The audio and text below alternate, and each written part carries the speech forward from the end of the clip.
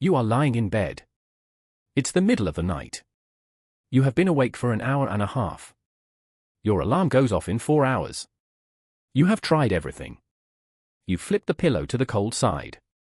You've adjusted the blanket 17 times.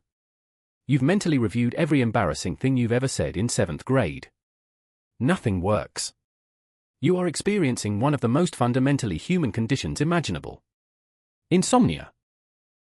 And here's what almost nobody realizes. This exact experience, this maddening state of wanting to sleep but being utterly unable to, has been tormenting humans for at least 300,000 years. Your Paleolithic ancestors, sleeping on the African savanna under a sky with no light pollution, surrounded by actual predators instead of metaphorical deadline anxiety, they had sleepless nights too. So the question isn't just historically interesting. It's deeply, almost uncomfortably personal.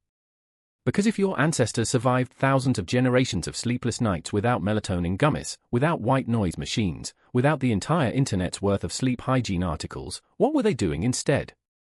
And more importantly, why does our modern approach to insomnia feel so uniquely awful when we supposedly have every tool imaginable to fix it? That answer is going to surprise you. Because it turns out that ancient humans didn't just have different solutions to sleeplessness. They had a completely different relationship with sleep itself. And we are only now beginning to understand what we lost when we abandoned it. Let's start with something that should be obvious but somehow isn't. Why do humans sleep at all? Every mammal sleeps. Birds sleep. Reptiles sleep. Even insects have rest states that resemble sleep. But the specific way humans sleep is genuinely strange. We are what scientists call obligate sleepers, meaning we cannot function without it. Go without sleep for 24 hours and your cognitive performance drops to levels comparable to legal intoxication. Go 48 hours and you start experiencing microsleeps, brief moments where your brain simply shuts down whether you want it to or not. Push beyond 72 hours and hallucinations begin. Sleep is not optional. It is non-negotiable biological maintenance. And yet, weirdly, it is also incredibly vulnerable to disruption. Stress disrupts it. Temperature disrupts it. Noise disrupts it. Light disrupts it.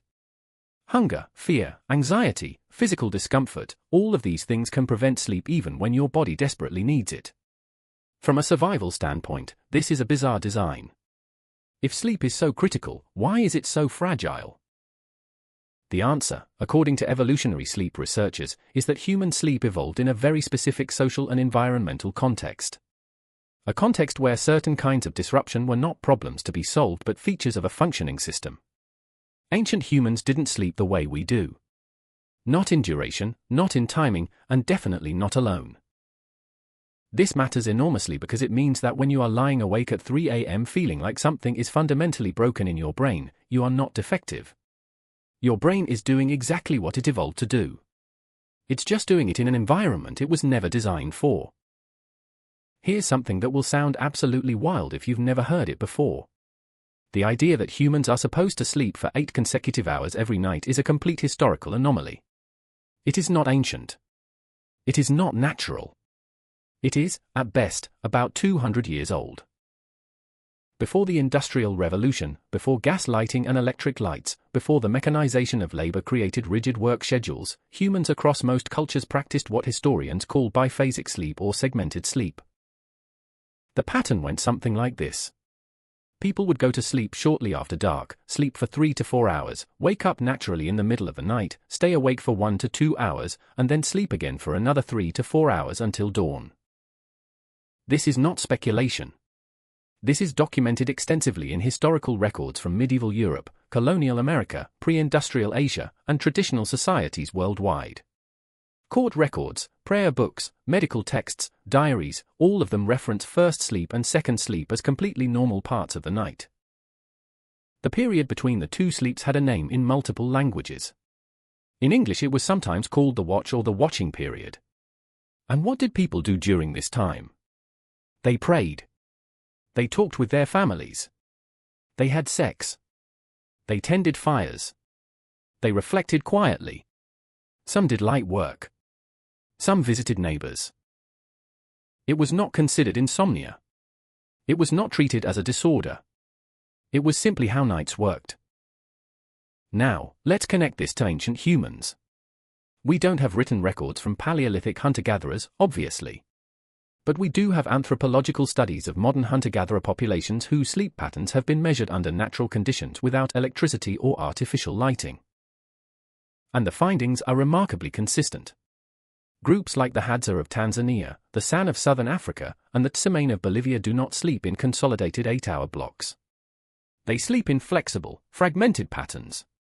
Sleep onset varies widely across individuals. Total sleep time averages around 6 to 7 hours, not 8. And critically, nighttime wakefulness is common and not distressing.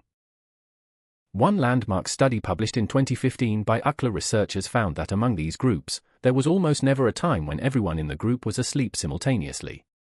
Someone was almost always awake. This wasn't by design, exactly. It was simply the natural result of individual variation in sleep timing combined with the absence of artificial lighting and rigid schedules. And here's where it gets really interesting. The researchers proposed that this pattern may have functioned as a sentinel system. Having someone awake at all times would have provided protection from predators, allowed for fire maintenance, and enabled responses to infant needs or medical emergencies. Ancient humans may not have had insomnia in the modern sense. They may have had distributed vigilance. Sleeplessness wasn't a bug. It was a feature.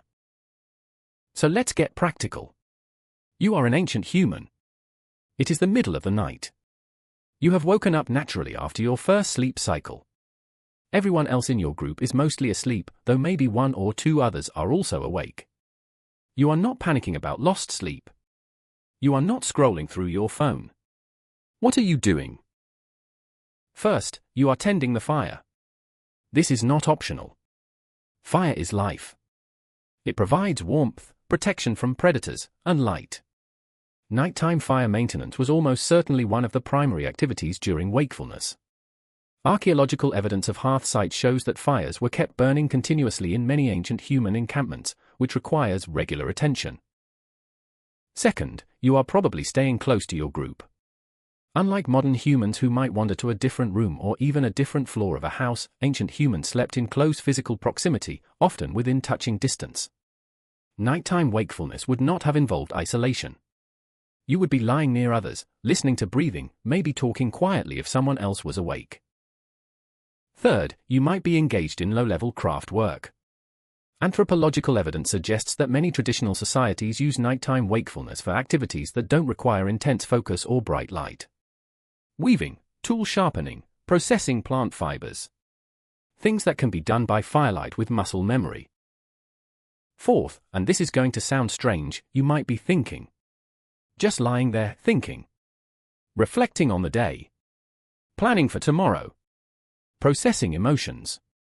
Researchers who study traditional societies report that nighttime wakefulness is often used for what we might now call contemplation or meditation. It's quiet. There are no demands.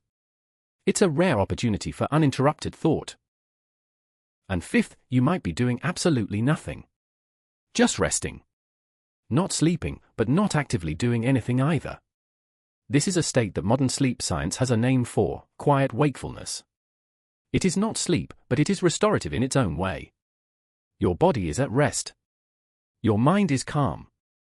You are not stressed about being awake. Notice what is missing from this list. Anxiety. Frustration. The frantic mental calculation of how many hours are left before you have to wake up. Ancient humans who woke in the night were not experiencing insomnia as we define it. They were experiencing normal human sleep architecture in an environment that accommodated it. Let's talk about what is actually happening in your brain when you wake up in the middle of the night. Because this is where modern sleep science and evolutionary anthropology start telling the same story. Human sleep is not a single uniform state. It is a complex cycle of stages that repeats multiple times per night. You have light sleep, deep sleep, and REM sleep, which is where most dreaming occurs. A full cycle takes about 90 minutes. After 4 or 5 cycles, you've been asleep for 6 to 7.5 hours. Here's the key thing. Between cycles, you naturally wake up. Not fully, usually. Most of the time, you wake just enough to shift position, assess your environment unconsciously, and then drop back into the next cycle. You don't remember these micro-wakings because they don't involve full conscious awareness.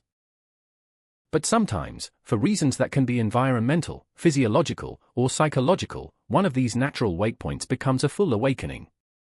You regain conscious awareness. And once you are consciously awake, a whole cascade of processes begins. Your prefrontal cortex, the part of your brain responsible for executive function and worry, comes online. You start thinking. And if you are in an environment where waking up in the middle of the night is considered abnormal, you start worrying about being awake. That worry activates your stress response. Your cortisol levels rise. Your heart rate increases. And now you are genuinely, physiologically less able to fall back asleep. This is the insomnia trap. The awakening itself is natural. It's the response to the awakening that creates the problem. Ancient humans did not fall into this trap because their environment did not frame nighttime wakefulness as a crisis. If you woke up, you woke up. You did something low-key for a while. Eventually, you felt sleepy again and you went back to sleep. No cortisol spike. No catastrophizing. Just a natural return to the next sleep cycle. Modern humans, by contrast, have constructed an entire cultural narrative around sleep that is fundamentally at odds with our biology. We are told that sleep must be consolidated, uninterrupted, and exactly 8 hours long. Any deviation is pathologized. And that pathologization creates the very anxiety that perpetuates the problem. This is not to say that chronic insomnia is imaginary or that clinical sleep disorders don't exist. They absolutely do, and they are serious.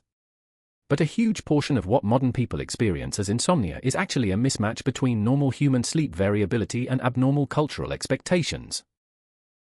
Now, let's acknowledge something. Ancient humans absolutely did experience genuinely disruptive sleeplessness. Pain, illness, fear, grief, these things interfered with sleep then just as they do now. So what did they do about it? They used plants. Extensively. The archaeological and ethnobotanical record is full of evidence that traditional societies developed sophisticated knowledge of plant-based sleep aids.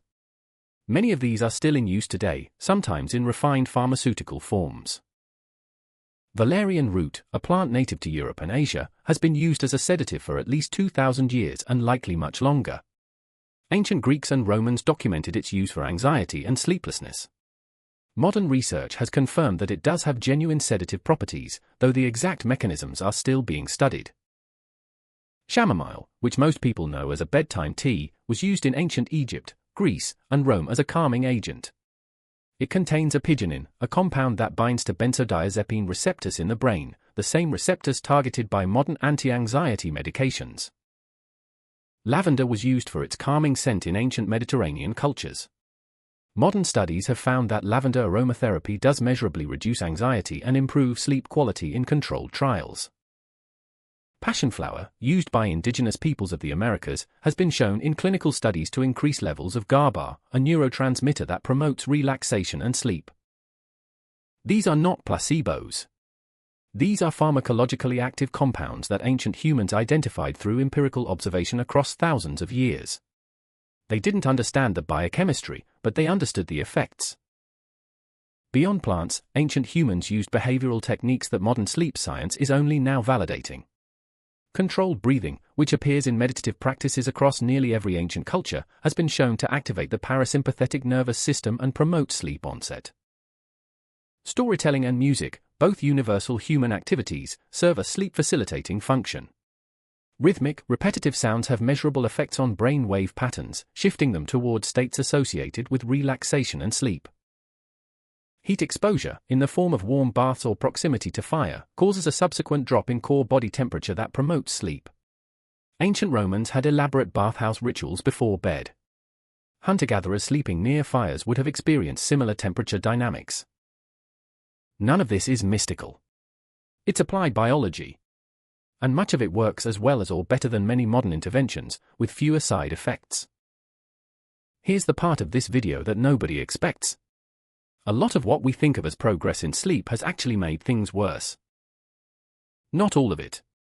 Not electric blankets or climate control or mattresses that don't give you back problems. Those are legitimately good. But in terms of the social and psychological architecture around sleep, we have dismantled something that was working and replaced it with something that is demonstrably not. The most obvious example is sleep isolation. For 99% of human evolutionary history, humans slept in groups. Not just families, entire communities in close proximity. This served multiple functions: temperature regulation, predator defense, infant care, and crucially, it normalized sleep variability. When you sleep near other people, you can hear that they also wake up sometimes. You can hear them shift, cough, get up to pee. Sleep becomes understood as a dynamic process, not a binary on-off switch. And that understanding reduces anxiety. Modern industrialized societies have normalized sleeping alone or with one other person in a separate, sealed room. This creates the psychological experience that if you are awake, something is wrong. You are the only one experiencing this. You are broken. The second thing we lost is flexibility. Ancient humans did not have alarm clocks. They did not have rigid work schedules that required waking at a specific time regardless of sleep quality.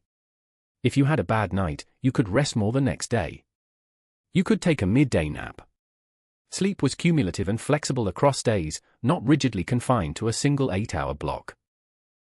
Modern work culture, by contrast, demands consistent wake times regardless of sleep debt. This creates a chronic mismatch between sleep need and sleep opportunity, which is one of the primary drivers of the modern sleep crisis. Third, we lost darkness. Real, complete darkness.